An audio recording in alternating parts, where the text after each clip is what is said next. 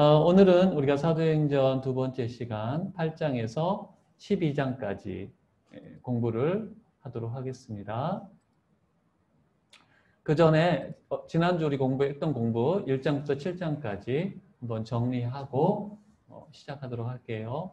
오늘 카톡으로 지난주 부분을 좀 읽어보시든지 아니면 오늘 공부할 부분을 읽어보시라고 말씀을 드렸는데 좋은 건 공부하고 제일 좋은 건 예습하고 공부하고 복습하는 거고 그 다음에 좋은 것은 공부 한번 하고 난 다음에 이렇게 한번 쭉 읽어보면 이제 그 내용이 여러분들의 마음속에 또 이렇게 분명히 남겨지게 될 것 같아요. 사도행전 1장부터 7장은 주로 예루살렘 성전에서 다 일어나는 일이죠. 예루살렘에서 일어나는 일인데 정리를 해보면 예수님이 감람산에서 승천하시고 제자들에게는 성령을 기다리라고 말씀을 하시죠. 그리고 제자들이 마가다락방에 모여서 기도하면서 성령을 기다리게 됩니다. 120명이. 그리고 또 하나 했던 게 뭐냐면 아겔다마에서 죽었던 가룟 유다를 대신해서 마띠아를 예수님의 12제자로 선택을 하게 되죠. 그 다음에 오순절이 되어서 성령님께서 임하시게 되고 그때 제자들이 밖으로 나가서 복음을 전하게 됩니다. 그러고 인해서 많은 사람들이 예수님을 믿게 되고 교회가 시작이 되죠. 그 교회는 칭찬받는 교회였고 또 모이기를 힘쓰는 그런 교회였습니다. 그랬을 때 교회에 여러 가지 표적이 일어나게 되는데 대표적인 것이 성전 미문에서 베드로와 요한이 나면서부터 걷지 못하던 사람을 걷게 하는 그 기적이 3장에 나오죠. 그리고 그 이후에 이 솔로몬 행각에서 이 예루살렘 성전 안에 있는 이 솔로몬 행각, 이게 솔로몬 행각인데 솔로몬 행각에서 베드로가 설교를 해서 또 많은 사람들이 예수님을 믿게 되죠. 그러자 이제 이 사도들을 잡아가지고 복음을 전하지 말라고 위협을 하게 되고 그래도 이제 교회가 건강하게 부흥을 합니다. 근데 부흥을 하면서 마귀가 공격을 해요. 교회를 무너뜨리기 위해서 안과 밖으로 문제가 생기게 되죠. 내부적으로는 아나니아 삽비라가 헌금을 속이잖아요. 그래서 죽게 되고 또 이제 구제 문제가 발생을 하죠. 국장에 가보면 히브리파 과부들은 구제를 잘 받는데 헬라파 과부들이 구제에서 소외가 되는 근데 이 문제들을 교회가 잘 해결을 하게 돼요. 아나니아 삽비라 사건을 통해서는 교회가 더욱 거룩해지게 되고 또 이 구제 문제가 발생했을 때 사도들이 자기들의 잘못을 인정하고 7집사를 세움으로 말미암아 오히려 또 전화위복이 되는 문제가 없을 수가 없죠. 근데 문제를 어떻게 해결하느냐가 참 중요한 것 같아요. 네, 성령의 인도하심으로 문제를 잘 해결하게 됩니다. 많은 표적이 일어나게 되는데 또 이제 또 잡혀가게 되죠. 공회에 다시 한번 잡혀가게 돼가지고 죽을 뻔했는데 가말리엘의 중재로 말미암아 채찍질만 당하고 빠져나오게 돼요. 근데 이제 7집사 중에 한 명인 스데반이 밖에 나가서 성전에서 복음을 전하다가 사람들하고 논쟁에서 이기죠. 그러니까 논쟁을 이기지 못하니까 거짓 증인을 내세워서 스데반을 이쪽 기드론 골짜기로 데려와가지고 죽이게 됩니다. 스데반의 순교가 일어나게 되고 이제 그 일로 인해서 교회의 박해가 시작이 돼요. 자, 여기까지가 우리가 지난주에 했던 공부고요. 1장부터 7장까지의 내용입니다. 그 다음에 이제 오늘은 8장부터 12장까지를 보게 될 텐데 주요 인물 6명 한번 같이 읽어봅시다. 시작! 베드로, 사울, 빌립, 바나바, 고넬료, 헤롯, 아그리빠. 네, 베드로는 예수님의 제자인데 이제 베드로가 유대와 사마리아 지역을 다니면서 복음을 전하게 되죠. 그다음에 사울이 예수님 믿는 사람들을 박해하던 사람에서 회심을 하게 되는 이야기가 9장에 나오고 있고 7집사 중에 하나였던 빌립이 사마리아에 가서 복음을 전하게 됩니다. 그다음에 바나바는 이제 최초의 이방인 그리스도인 이방인 교회인 안디옥에 목회를 하게 되고 바울을 보증해 주는 그런 일을 하게 되죠. 고넬료는 로마의 백부장이었는데 베드로를 만나서 예수님을 믿게 되고 성령의 역사를 경험하게 되죠. 헤롯 가문 중에 헤롯 아그리빠가 등장을 하게 됩니다. 야고보를 죽이고 베드로도 죽이려다가 나중에 벌레가 먹혀가지고 죽는 사람. 네, 이 인물들이 8장에서 12장의 주요 인물이라고 할 수가 있겠어요. 그 다음에 여러분 주요 지명들도 좀 알아야 되는데 예루살렘은 항상 그 중심지죠. 예루살렘 교회가 있었고 사마리아의 복음이 전파가 됩니다. 그리고요, 이제 오늘 공부에서는요, 우리가 지금까지는 이스라엘의 중심부와 동쪽 지역을 주로 살펴봤었어요. 요단강을 기점으로 여리고, 뭐 갈릴리 이것들이 다 이제 중심부와 동쪽 지역이거든요. 그러니까 동서로 나누면. 근데 오늘은 서쪽에 있는 도시들이 많이 등장을 합니다. 이 두 번째 줄에 있는 것이 서쪽에 있는 도시들이에요. 한번 해볼까요? 가로친 건 읽지 마시고 앞에 부분만 시작. 아소도, 루따, 요빠, 가이샤랴. 네, 이런 그 해안가를 따라서 있는 도시들, 해안가 근처에 있는 도시들이 오늘 등장을 해요. 그리고 가이샤라는요, 그 당시에 이 유대의 행정 수도였어요.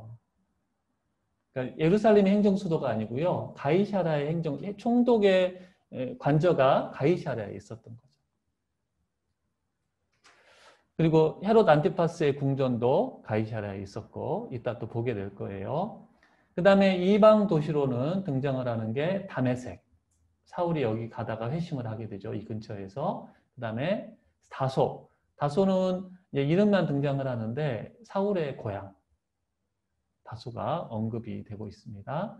이 정도로 좀 아셔야 되고요. 자, 사도행전 8장 12장을 한번 지명과 함께 정리해 보겠는데 현장에 오신 분들은 빈칸에 한번 채워 넣으시면서 따라오시면 될 것 같아요.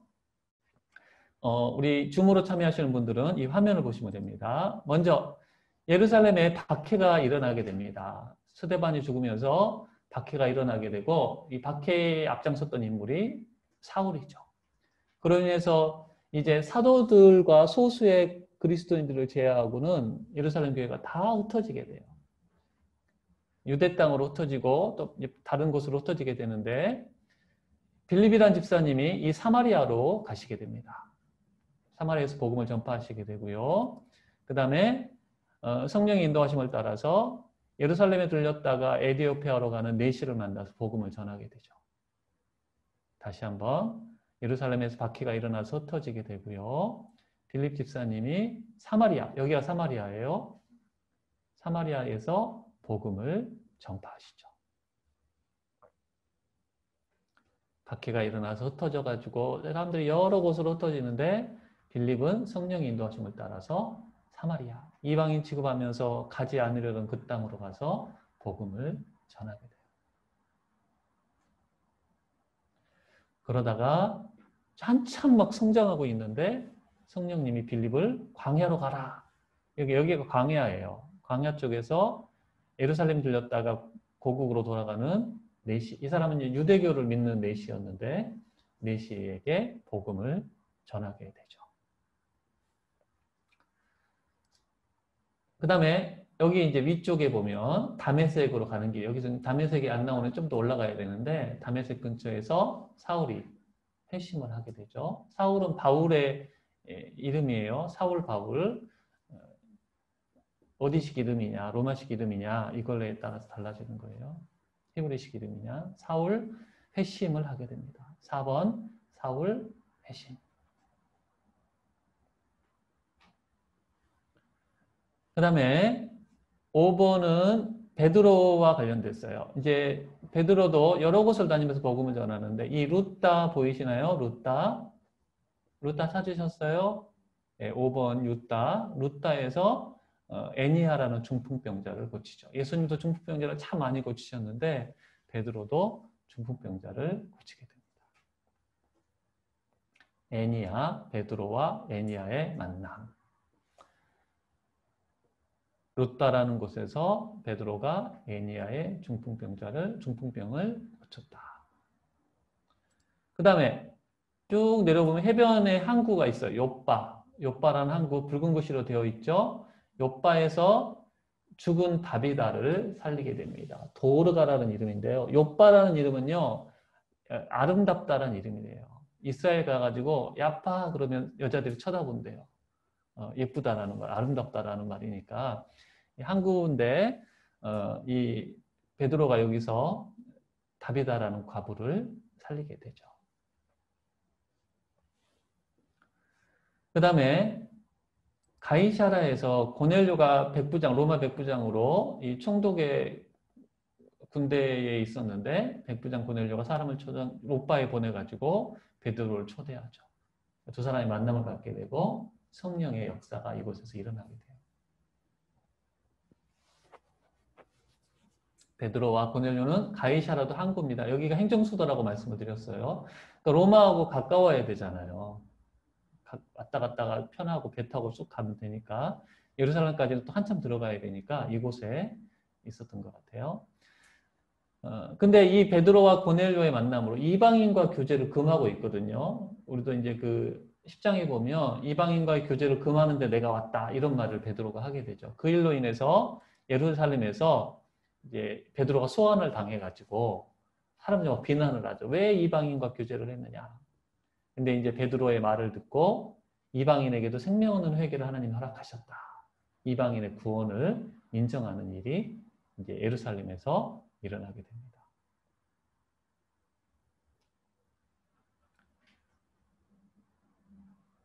그 다음에 마지막으로 가이사라에서 야고보가 순교를 하게 돼요. 예수님의 제자 야고보예요. 요한의 형, 예수님 동생 야고보 말고 나중에 보면 또 야고보가 등장을 해요. 죽었는데 또 나오네. 그 야고보는 예수님의 동생 야고보고요. 예수님의 제자 중에 요한의 형제였던 야고보가 죽게 되죠. 최초의 제자들 중에 순교자가 되는 거고 그 다음에 이곳에서 헤롯도 죽게 됩니다. 헤롯 아그리파 1세도 죽임을 당하게 돼요. 벌레 먹어서 죽게 돼요. 자, 아까 말씀드렸던 것처럼 이 서쪽 도시들이 많이 나오죠. 그렇죠? 여기가 이제 서쪽이잖아요. 서쪽. 지중해 해변가를 끼고 있는 서쪽. 우리가 지금까지 예수님의 이야기에서는 잘 등장을 하지 않았던 도시인데 이제 사도행전에서는 이곳이 등장을 해요. 제자들이 여행도 많이 하고 그러기 때문에 사도행전 후반부에도 이쪽 도시들이 많이 언급이 됩니다. 자, 지명과 함께 우리가 전체적으로 살펴봤고요. 이제 좀 더 자세하게 하나씩 살펴보도록 하겠습니다. 사도행전 8장에 가보면요. 아까 말씀드렸던 것처럼 박해가 있어가지고 사도 외에는 다 유대와 사마리아 모든 땅으로 흩어지게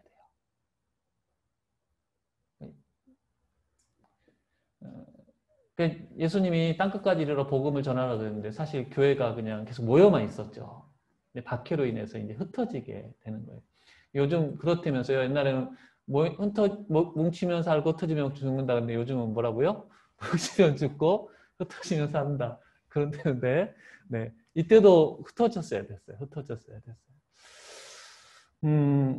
그래서 흩어진 사람들 중에 빌립 집사님, 7 집사 중에 한 명인 빌립 집사님이 이 사마리아 세바스테라는 곳으로 가서 복음을 전하게 되고요. 놀라운 복음의 역사가 일어나게 돼요. 병자들이 낫고 많은 사람들이 예수를 믿게 되고 이 시몬이라는 마술사까지도 막 사마리아에서 사람들을 현혹해가지고 돈을 뺐던 사람인데 이 사람도 회심을 하고 세례를 받게 되는 거죠. 그런데 아직 성령의 역사는 사마리아에 일어나지를 않았어요. 그랬을 때 예루살렘 교회에서 누가 누구를 파송하냐면 베드로와 요한을 파송해서 지도를 하게 되고 안수할 때에 성령의 역사가 막 나타나는 거예요.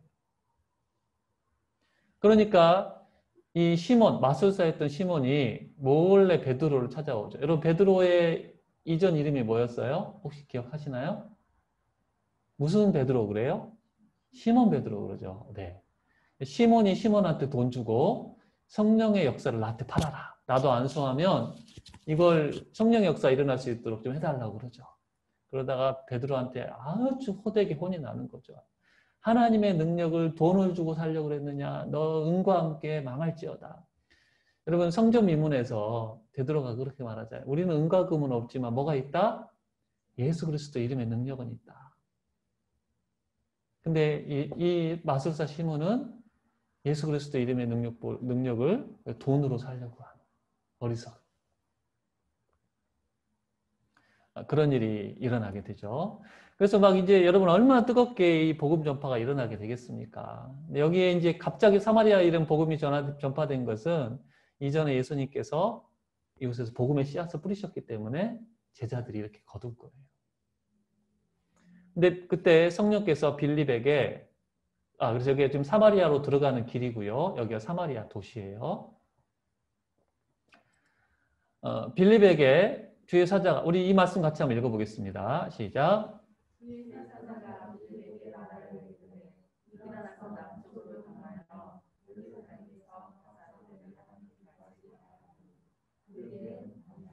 네, 빌립에게 성령께서 감동을 주셔가지고 이쪽으로 내려가라고 하시는 거예요. 아니 지금 한창 재미나게 사역을 하고 있는데 갑자기 사람이 없는 곳으로 가라 그러니까 참 이해가 되지 않았을 텐데 빌립이 순종을 하죠. 갔더니 누구를 만나게 되냐면 에디오피아 간다게 여왕의 이 국고를 맡은 네시, 굉장히 고위 관리죠. 에디오피아라는 나라에서 아프리카에 있는 고위 관리에게 빌립이 이제 갔더니 성령의 인도하심을 따라 갔더니 이사야 말씀을 읽고 있는데 이해를 못하는 거예요. 예수님에 대한 예언의 말씀인데 설명해 달라고 그래서 빌립이 마차에 올라타서 설명을 해주고 복음을 전하게 되죠. 그때 네시가 그 복음을 받아들이고 세례받기를 원해서 아마 이쪽이 이제 이렇게 마차에 올라타게 되고 이쪽이 이 만난 곳이 그랄이라는 곳일 거라고 봐요. 그랄. 여러분 그 역사서에 보면 그랄이라는 도시가 나오고 또 우리 창세기에도 그랄이 나오잖아요. 이삭이 여기에 피난 갔던 거. 그래서 이제 아마 부솔 시내라는 곳이 또 성경에 보면 나오는데 거기에서 세례를 받지 않았을까. 그래가지고 여러분 이 네시가 어디 사람이에요? 여기 에디오피아 사람이라고 봐요. 여기가 지금도 기독교 국가인데 물론 조금 콥틱 종교라고 하나요? 조금 성향이 다르긴 하지만 여기가 복음이 전파되는 계기가 이 네시로 말미암아 그랬을 거다. 그러니까 빌립이 성령의 인도하심에 순종했을 때 한 민족이 예수를 믿게 되는 놀라운 역사가 나타나게 됐다. 그래서 근데 또 빌립이 쿨하게 또 헤어져요. 성령님께서 그를 이끌어 가셔요. 그래서 빌립이 어디로 가냐면 잘 보십시오. 이게 이제 이 주홍선이요. 빌립의 이동이에요. 빌립이 예루살렘에서 사마리아의 복음을 전하죠. 이 검은 것은 에디오피아 네시의 이동선입니다. 근데 빌립이 여기 와서 에디오피아 네시를 만나게 돼요. 그랬을 때 이제 에디오피아 네시는 고향으로 돌아가게 되고 빌립은 어디로 가느냐? 이 아소도.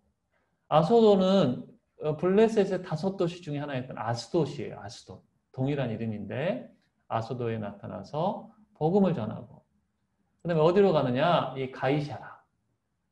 가이샤라 가서 이제 여기에 정착을 하게 되는 것 같아요. 여러분 성령 충만한 사람은요. 그의 삶의 인도를 성령의 인도하심을 따르는 거예요. 빌립이 그걸 분명하게 보여주는 거죠.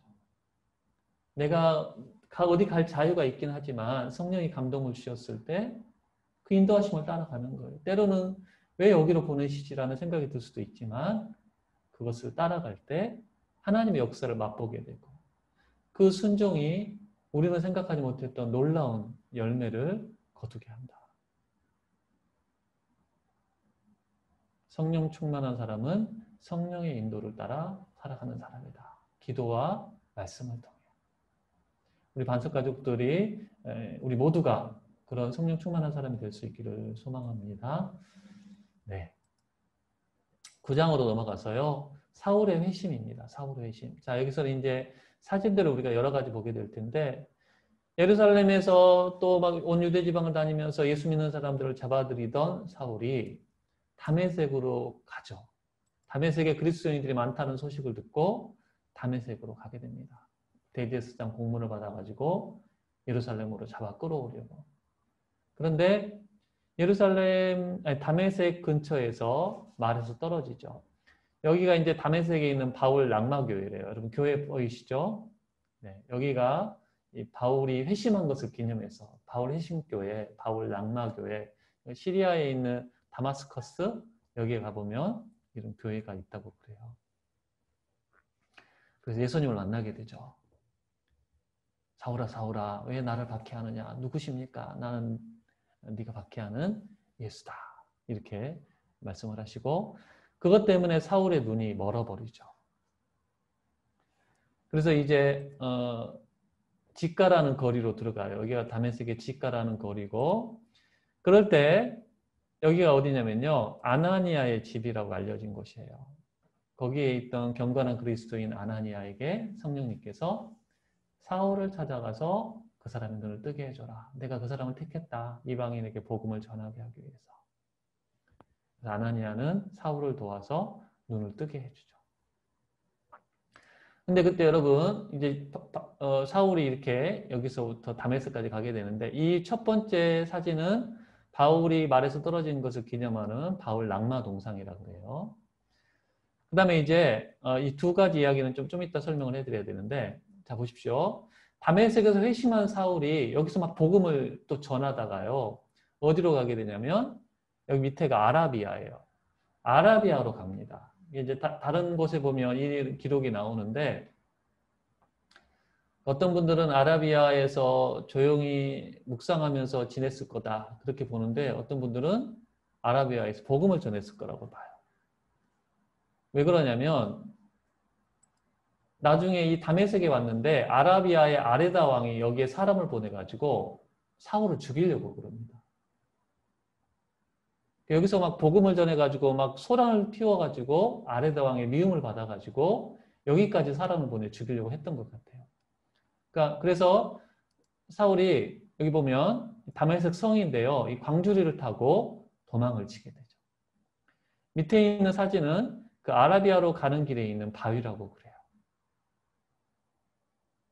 그런 일들이 회심 이후에 있었던 거죠.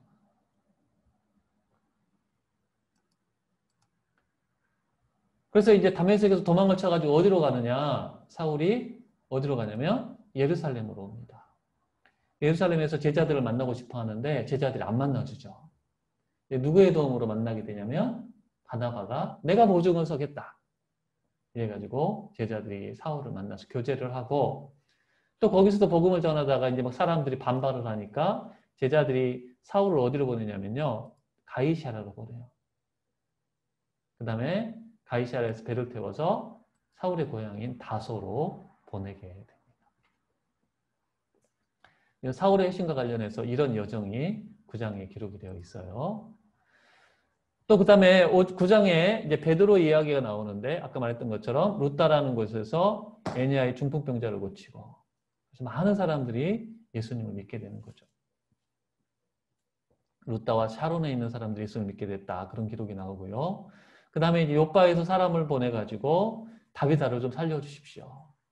그래서 많은 선한 일을 행했던 다비다를 살리게 되죠. 예수님이 죽은 사람을 살리셨는데 베드로도 죽은 사람을 살리는 기적을 행하게 됩니다. 그리고 베드로가 여기서 누구의 집에 머무냐면요. 사진을 한번 보십시오. 여기가 욥바래요. 욥바. 아름답죠? 항구가. 네. 욥바인데 무두장이 시몬의 집에 유숙했다. 이런 기록이 10장에 나와요. 6절이 맞나요? 네, 6절 맞네요. 여기서 무두장이는 뭐냐면요. 짐승의 가죽을 벗기는 일을 하는 사람이에요. 부정한 사람이죠. 사체를 만지기 때문에. 근데 베드로가 이 사람의 집에 거리낌 없이 거하게 됩니다. 여기 또 시몬이 나오죠. 아까 시몬이 시몬을 만나는데 또 시몬이 또 시몬을 만나요. 욥바에 있는 시몬을 만나게 됩니다. 사마리아에서도 시몬을 만나고 욥바에서도 시몬을 만나고 그래서 좀 전에 그 사진들은 다비다를 살리는 이 그림이라고 보시면 되겠습니다. 그때 이제 10장으로 넘어가 보면 베드로와 고넬료의 만남이 기록이 되어 있는데 여기 보십시오. 이게 가이사랴 항구입니다. 가이사랴. 여기서 이탈리아 부대라는 군대 백부장인 고넬료라는 사람이 있었는데 하나님이 환상 중에 욥바에 있는 베드로를 초대하라. 이런 환상을 보여주시죠. 그래서 그 말씀에 순종하게 되고 그 다음날 고넬료가 보는 사람들이 오고 있을 때 베드로도 환상을 보게 되죠. 우리 말씀 한번 같이 읽어보겠습니다. 시작.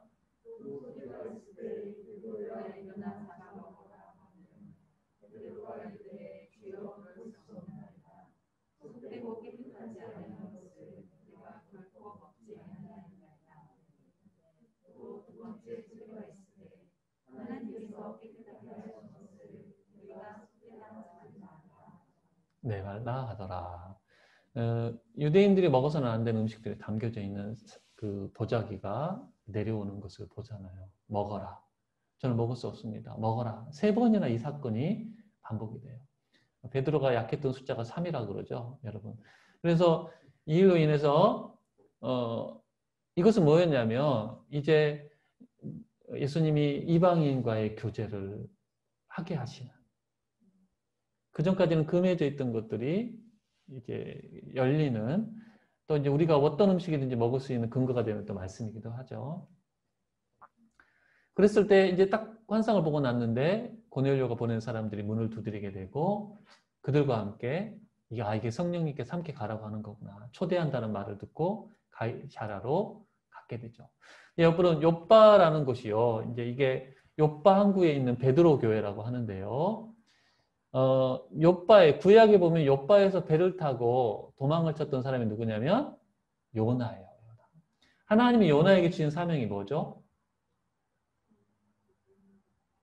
어디에 가서 하나님 말씀을 전해라? 니느웨, 아수르. 그러면 아수르는 이스라엘이에요? 이방 나라예요? 이방 나라거든요.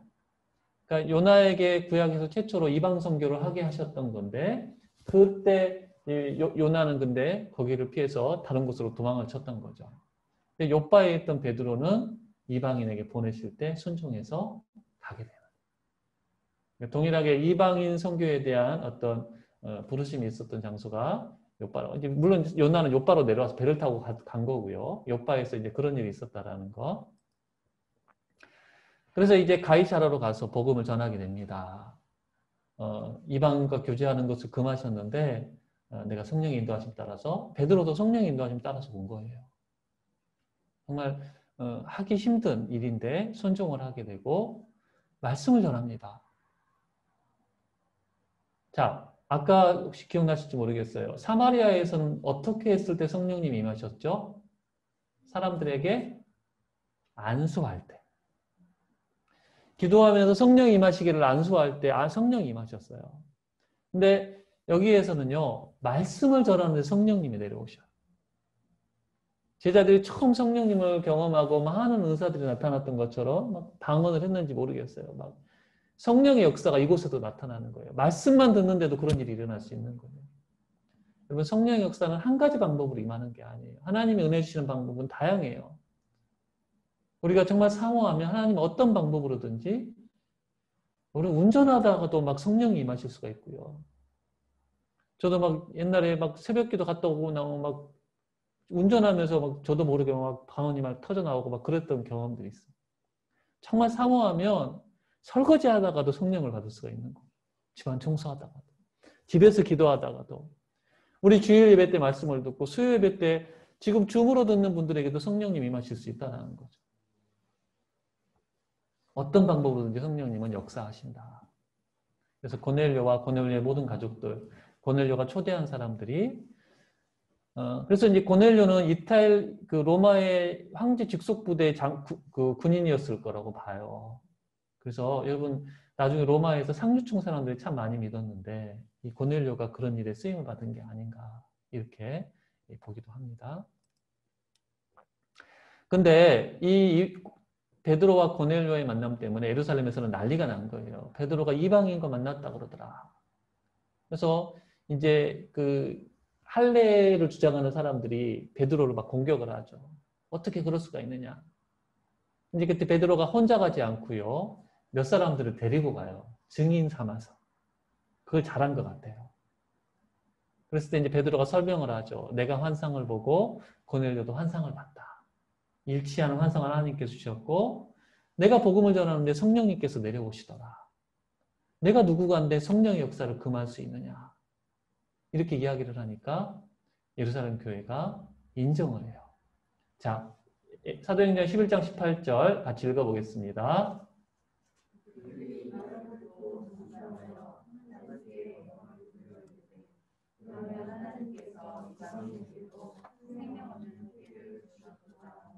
네.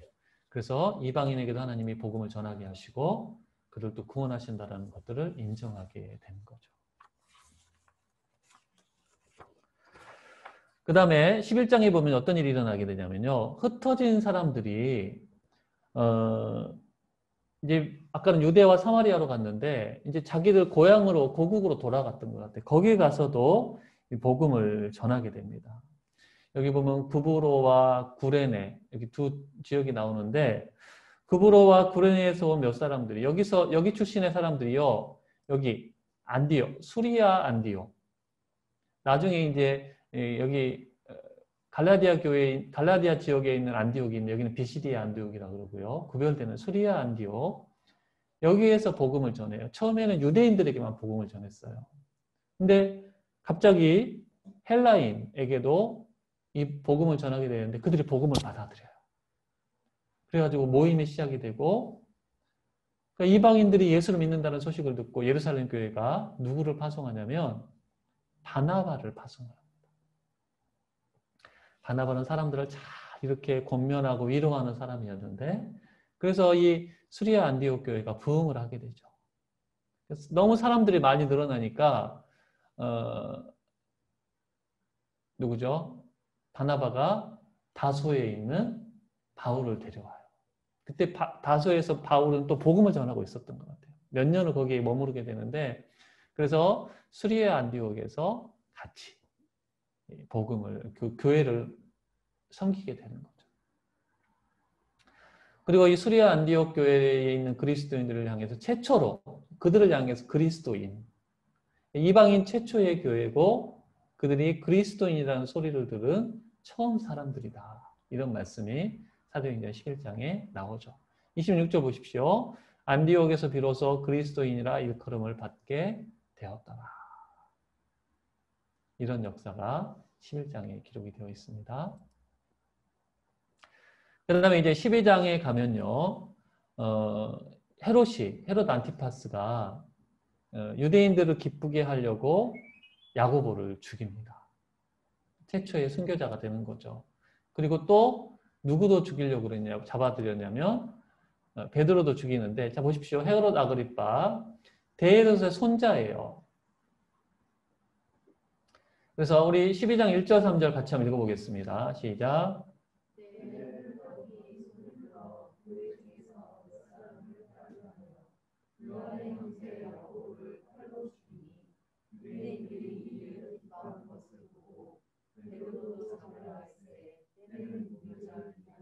네. 지금 빨간 글씨로 헤롯 돼 있잖아요. 성경에 보면 다 헤롯으로 나와요. 헤롯 안티파스, 헤롯 아그리빠라고 나오지 않고 대헤롯은 예수님 태어나셨을 때 유아 살해 명령을 죽이고 동방박사를 만났던 사람. 헤롯 가문을 시작한 왕이죠. 그 다음에 헤롯 안티파스는 세례 요한을 죽인 사람. 예수님이 여우라고 부른 사람이에요. 그 다음에 사도행전에 등장하는 헤롯은 헤롯 아그리빠. 뒤에 가면 아그리빠가 또 등장을 해요. 헤롯 아그리빠의 아들. 네. 그래서 아그리빠가 야고보를 죽이고 베드로도 죽이려고 잡았는데 근데 이제 성령님께서 베드로를 도망치게 하시죠. 아직 해야 될 사역들이 많았기 때문에 철통같이 막았는데도 거기를 뚫고 그때 이제 교회는 막 열심히 기도를 하고 있었어요.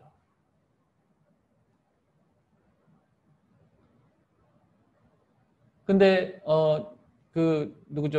베드로가 오는 것을 보고 문을 두드리는데 예루살렘 교회가 믿지를 않죠. 베드로가 풀려났다는 것을 믿지를 않게 되고 나중에 이제 베드로인 것을 알게 되고 베드로는 또 헤롯이 잡아 죽이려고 그러니까 다른 곳으로 피하게 돼요. 그 다음에 이제 가이사라에서 헤롯이 여기가 이제 보십시오. 여기 터전이 이게 이 무슨 터냐면 원형 경기장 터예요. 원형 경기. 여기가 바다가 지중해고요. 여기서 바람이 이렇게 불어요. 서쪽에서 이렇게 불면요. 여기 서서 말하면 여기서 다 들리는 거예요. 원형 경기장의 원리가 그런 거죠. 공기의 그 흐름을 따라서 그렇게 지어놓은 거예요. 여기서 이제 연설을 합니다. 두로와 시돈 사람들에게 연설을 하니까 두로와 시돈 사람들이 헤롯 안티파 아그리빠에게 잘 보이려고 야, 저건 사람이 하는 소리가 아니라 신의 소리다. 헤롯이 그것을 막 즐기죠. 요세푸스라는 유대 역사학자의 그 기록에 따르면 비닐 갑옷을 입었는데 햇볕에 반사돼가지고 반짝반짝 빛나니까 막 사람들이 막 그렇게 아첨하는 말을 하게 되고 그걸 자기가 누리다가 하나님이 치시죠. 12장 23절을 보면 헤롯이 영광을 하나님께로 돌리지 아니하므로 주의 사자가 곧 친히 벌레에게 먹혀 죽으니라. 그래서 야고보도 죽이고 베드로도 죽이려고 했던 이 헤롯 아그리빠의 최후가 비참하게 5일 만에 죽었다고 이렇게 기록에 남아 있어요. 자, 그래서 여기 가이사라를 보십시오. 여기가 가이사라의 항공사진인데 여기가 조금 전에 봤던 원형 경기장 여기고요. 헤롯의 궁전이 여기 있었다. 헤롯 궁전터가 이렇게 있었고요. 이것은 이제 갈멜산에서 물을 끌어왔대요. 그 가이사랴 수로였던 이 사진터라고 합니다. 자, 이렇게 해서 12장이 끝나게 되고요. 이제 13장부터는 바울의 1차 전도 여행이 시작이 돼요. 다시 한번 정리해 볼까요, 우리? 예루살렘에 박해가 일어나서 흩어지게 되고 빌립은 사마리아에서 복음을 전파하죠. 네시를 만나서 복음을 전하게 되고 사울이 4번 회심을 하게 됩니다. 루다에서 베드로는 애니야를 고치고 욥바에서 다비드를 살리고 가이사라에서 고넬료에게 복음을 전하죠. 이 일로 인해서 예루살렘에서 회의가 있어가지고 이방인의 구원을 인정하게 되고 야고보가 순교를 당하고 헤롯이 죽임을 당하게 된다. 이것까지가 사도행전 8장에서 10장까지의 내용인데 자 여러분 오늘 말씀을 좀 정리를 해보면 성령 충만한 사람, 성령의 다스림 안에 살아가는 사람들 어떤 삶을 사는 사람들이냐 1번 같이 읽어보겠습니다. 시작. 교회가 박해가 일어나고 사람들이 흩어질 때 사탄은 쾌재를 불렀을 거예요. 이제 교회가 무너지는구나. 근데 오히려 흩어진 사람들은 그것을 복음을 전파하는 기회로 삼았다는 거죠. 우리에게 닥친 어려움과 고난을 우리는 복음 전파의 기회로 삼고 우리의 믿음이 자라가는 그런 기회로 하나님이 합력해서 선을 이루어주시는 거예요. 그러니까 그것을 믿고 하나님께서 이 일을 통해서 무슨 일을 이루려고 하시는 것일까? 우리는 그런 질문과 기대를 할 수 있어야 되겠죠. 2번 빌립도 그러고 베드로도 그러고 하나님이 가라고 하시면 가고 멈추라고 하면 멈추고 만나라고 하면 만나고 말씀 전하고 하면 말씀 전하고 여러분 이게 성령 충만한 사람의 중요한 특징이라는 거죠. 우리가 그런 삶을 살고 있는지 성령 인도하심을 따르면 우리가 오늘 불렀던 찬양대로 푸른 풀과 맑은 물가로 인도하시는 하나님 인도하심을 우리가 누리게 되는 거예요. 우리는 알 수 없었던 놀라운 일들이 일어나게 될 거다. 그 다음에 성령으로 충만한 사람의 또 하나의 특징은 뭐냐면 다른 사람들을 돕는 일을 합니다. 아나니아는 사울이 회복될 수 있도록 도왔죠. 바나바도 사울이 제자들을 만날 수 있도록 돕게 됩니다. 베드로도 고넬료를 도왔고 또 사울도 나중에는 바나바를 돕고 그러니까 나 중심의 삶을 사는 게 아니고요. 다른 사람들을 섬기고 다른 사람들을 돕고 다른 사람들을 세우고 이게 성령 충만한 사람의 삶에 나타나는 특징이다. 우리가 성령으로 충만하게 되면요. 이런 삶의 열매들이 맺히게 되는 거예요. 특별히 여러분 우리가 좀 소망하고 기대하는 게 성령의 인도하심을 따라 사는 삶. 기도할 때 주님이 주신 감동에 순종해보고 말씀을 통해 하나님 말씀하시는 것을 순종해보고 그걸 즐겁게 순종할 때에 하나님의 역사가 우리를 통해서 일어나게 될 것입니다. 자, 오늘 사도행전 8장부터 12장까지를 우리가 공부를 했습니다. 다시 말씀드리지만 이제 여러분 집에 가서 딱 읽으시면 오늘 내용들이 이제 분명하게 이제 그래서 할 수 있으면 아이를 붙잡고 한번 설명도 좀 해주세요. 우리 아이가 있는 집들은 앉혀놓고 오늘 내가 아빠가 8장부터 12장까지 이야기를 해줄게. 그래서 그렇게 한번 해보시고 우리 김영주 집사님은 또 김영주 집사님도 해주시고 자녀들한테 아니면 배우자한테 해주시고 안 되면 집에 있는 강아지라도 붙잡고 우리 김승 집사님 집에 있는 강아지 이름이 뭐죠? 체리를 붙잡고라도 하라고 그러더라고요. 네. 그래서 그러면 남는 거예요. 그러면 자기한테 남게 되고 잘 설명할 수 있게 될 것입니다. 네, 오늘 공부는 여기까지 하고요. 제가 기도하고 마치도록 하겠습니다. 하나님 감사합니다. 오늘 또 성령의 역사하심을 8장부터 12장까지 살펴보았습니다. 성령 충만한 사람들이 어떻게 성령의 인도하심을 따라 살아가는지 하나님 동일한 일이 우리의 삶에 일어나게 하여 주시고 우리의 모든 일이 합력하여 선이 되게 하시며 인도하심을 따를 때 우리를 통해 하나님의 일을 이루시고 하나님 중심으로 이웃을 사랑하며 살아가는 우리의 삶이 되게 하여 주시옵소서. 나 중심적인 삶에서 떠나서 다른 사람들을 섬기고 사랑하는 복된 우리의 삶이 되도록 인도하여 주시옵소서. 하나님 오늘 또 주님께서 평안한 밤이 되게 하여 주시고 주님과 날마다 동행하는 기쁨이 차고 넘치게 하여 주시옵소서. 예수님의 이름으로 기도드립니다. 아멘.